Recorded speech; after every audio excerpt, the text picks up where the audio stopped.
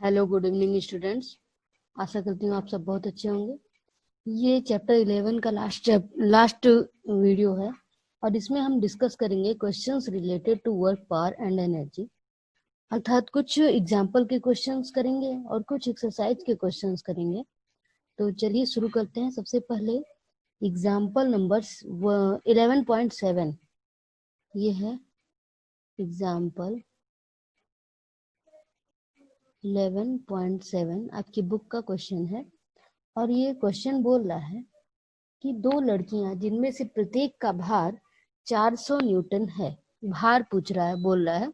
यहाँ पर द्रव्यमान नहीं, भार दिया है, मतलब mg दिया है। ठीक है, तो दोनों का mg जो है वो है 400 न्यूटन। दो लड़कियां हैं, एक लड़की को नाम दिया है ए, एक को नाम दिया है बी। तो एक का भी भार है 400 न्यूटन और दूसरे का भी भार है 400 न्यूटन। भार क्या होता है? m इंटू जी। द्रव्यमान को जब g से मल्टीप्लाई करते हैं तब हमें भार मिलता है। एक रस्से पर 8 मीटर की ऊंचाई तक चढ़ती हैं। तो जैसे ये एक रोप है मान लिया और ये इस पर चढ़ रही हैं 8 मीटर की ऊंचाई तक। ये ए और बी दोनों चढ़ रही हैं। ठीक है, एक रस्से पे, मतलब अलग अलग रस्सा होगा। मान लिया यहाँ पर भी ए भी चढ़ी है, बी भी चढ़ी है। इस कार्य को पूरा करने में लड़की ए को 20 सेकेंड, अब ए को इसमें जो टाइम लगा है वो लगा है 20 सेकेंड और बी को जो टाइम लगा है वो लगा है 50 सेकेंड। बी को जो टाइम लगा है वो है 50 सेकेंड। तो प्रत्येक लड़की द्वारा व्यय की गई शक्ति का परिकलन कीजिए। ठीक है, अब दोनों लड़कियों के द्वारा कितनी शक्ति का प्रयोग किया गया उसका परिकलन करना है। तो हमने बताया क्या है कि जो पावर होता है वो होता है वर्क बाय टाइम। और वर्क क्या होगा? इनका जो वेट है, ये ए और बी दोनों का जो वेट है ये 400 न्यूटन है। ठीक है, तो ये अपना वेट लेके जो है 8 मीटर तक चढ़ी हैं। तो डिस्टेंस क्या हो गया? 8 मीटर और फोर्स क्या हो गया? 400। तो F इंटू डी ये हो गया हमारा वर्क। वेट लेके 8 मीटर चढ़ी हैं तो इनका वर्क क्या हो जाएगा? इस वेट को 8 मीटर ऊंचाने में किया गया काम, तो वो हो जाएगा। सो वर्क दोनों का समान होगा। वर्क हो जाएगा 400 इंटू 8 और ये हो गया 3200। ये न्यूटन था और ये मीटर था, तो ये हो गया जूल। 3200 जूल। ये दोनों लड़कियों ने, ए और बी दोनों का वर्क है। दोनों डिफर कहाँ कर रही हैं? टाइम में। तो ए का जो टाइम है ये 20 सेकेंड है, बी का जो टाइम है ये 50 सेकेंड है। तो इसलिए जो पावर होगा, पावर ऑफ ए या ए द्वारा व्यय की गई शक्ति, ए द्वारा व्यय की गई शक्ति, ये क्या हो जाएगा? ये हो जाएगा वर्क, मतलब 3200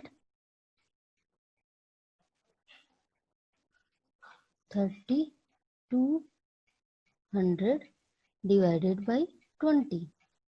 तो ये 0 से 0 कट गया, 2 से 160, तो ये आ गया 160।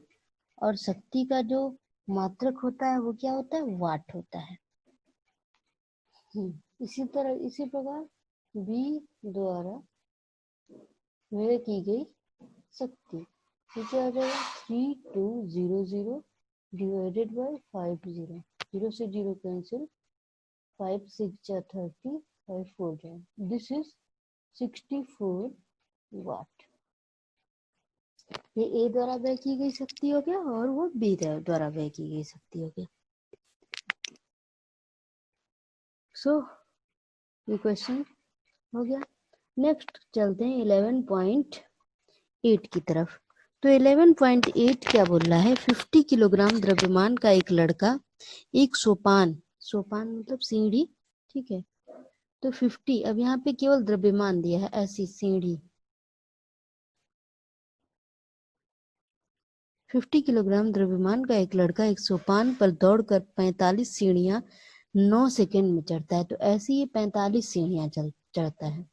ठीक है, तो टोटल नंबर ऑफ स्टेप्स जो है वो 45 है, और जो टाइम है वो कितना है, 9 सेकेंड। यदि प्रत्येक सीढ़ी की ऊंचाई 15 सेंटीमीटर, अब ये जो प्रत्येक जो सीढ़ी है इसकी जो ऊंचाई है वो 15 सेंटीमीटर है, 15 सेंटीमीटर है, तो टोटल 45 सीढ़ी की ऊंचाई क्या हो जाएगी। तो यहाँ पे लिखेंगे सीढ़ियों की कुल संख्या,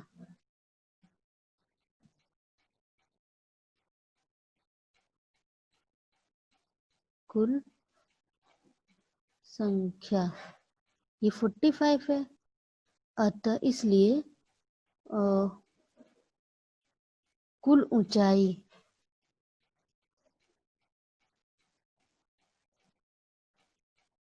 क्या हो जाएगा, 45 गुणे 15। यहाँ पे एक और स्टेप लिख सकते हैं, एक सीढ़ी की ऊंचाई 15, तो कुल ऊंचाई 45 गुणे 15।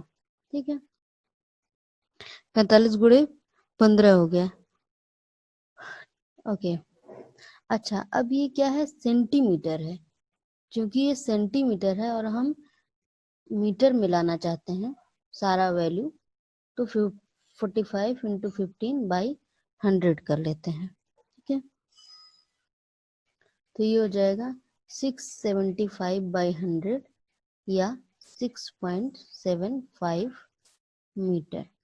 ओके, अब हमें पता चल गया कि ये जो है, जो लड़का है वो कितनी ऊंचाई पर गया है, उसका वेट क्या है ये भी हमको पता है, उसका द्रव्यमान है कितना, 50 kg, उसका द्रव्यमान है 50 kg, और जी हमें लेना है 10 मीटर प्रति second square.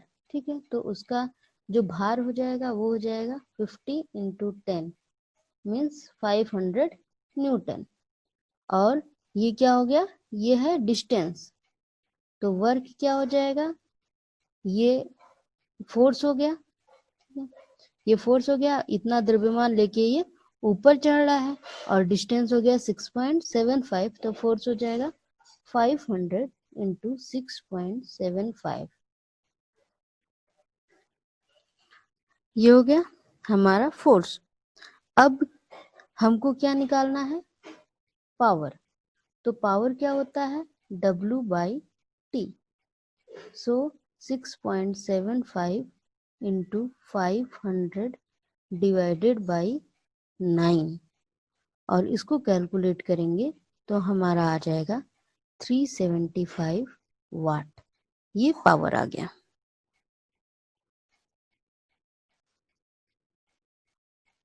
Okay, next question given है, एक एग्जांपल नंबर 11.9 देख लेते हैं। 11.9 में है 60 वाट का एक बल्ब, विद्युत बल्ब प्रतिदिन 6 घंटे उपयोग किया जाता है।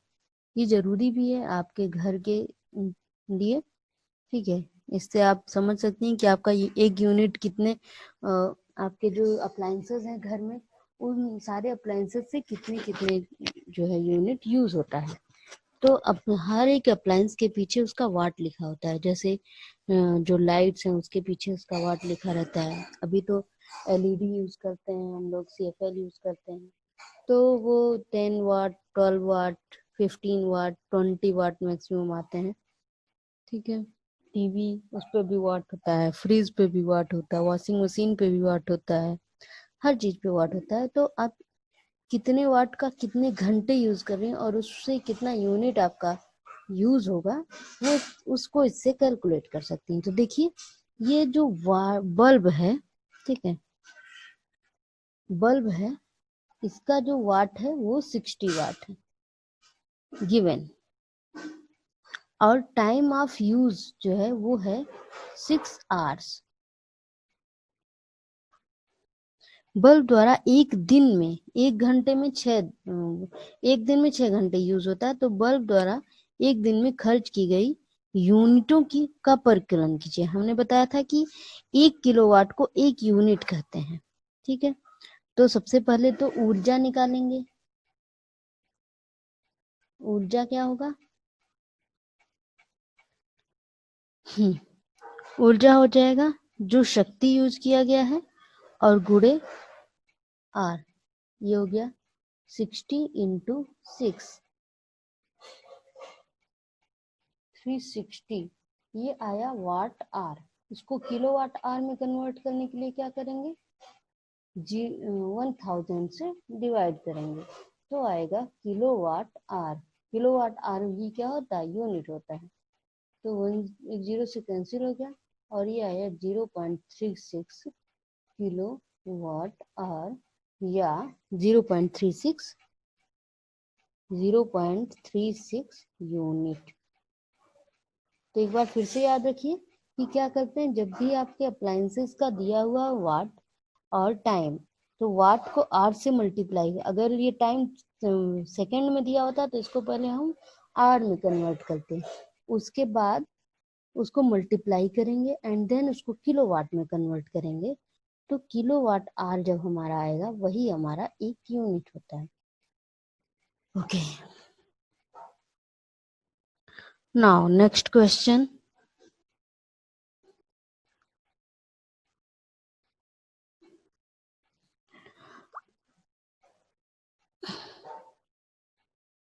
नेक्स्ट क्वेश्चन देखिए, एक क्वेश्चन एक्सरसाइज से लगा लेते हैं। ओके, तो अब क्वेश्चन नंबर 4 देख लेते हैं। इसमें क्या बोला जा रहा है कि 20 किलोग्राम द्रव्यमान पर लगने वाला कोई बल इसके वेग में, तो द्रव्यमान क्या है हमारा? 20 kg। ठीक है, कोई एक ऑब्जेक्ट है, ठीक है, 20 kg का ऑब्जेक्ट है, वो उस तो क्या बोला जा रहा है? 20 किलोग्राम द्रव्यमान पर लगने वाला कोई बल इसके वेग में 5 मीटर प्रति सेकंड से 2 मीटर प्रति सेकंड परिवर्तित कर देता है। मतलब इसका जो वेग था ये 5 मीटर पर सेकंड से चल रहा था। अब इस पे ऑब्वियस सी बात है अपोजिट कोई फोर्स लगा होगा और इसका जो वेलोसिटी है वो 2 मीटर पर सेकंड रह गया। स्पीड को इसने कम कर दिया। तो बल द्वारा किए गए कार्य का परिकलन कीजिए। तो मतलब वेग में परिवर्तन किया है, इसका मतलब कोई न कोई कार्य किया गया है। तो कौन सा कार्य किया, कितना कार्य किया गया है वो हमें निकालना है। तो देखिए इसमें जो है वेग में परिवर्तन किया गया है और कुछ हमें नहीं बताया गया कि हाइट में परिवर्तन किया गया है या कुछ भी, नथिंग, डिस्टॉर्शन किया गया है ऑब्जेक्ट में। तो हम सीधे मान लेंगे कि इसकी केवल गतिज ऊर्जा में परिवर्तन किया गया है। ठीक है, गतिज ऊर्जा में परिवर्तन किया गया है और पोटेंशियल कोई मतलब किसी भी और ऊर्जा के साथ छेड़छाड़ नहीं किया गया है। तो अगर हम देखें तो पहले इसकी जो गतिज ऊर्जा थी, ठीक है, गतिज ऊर्जा या यूं कहें कि गतिज ऊर्जा में परिवर्तन,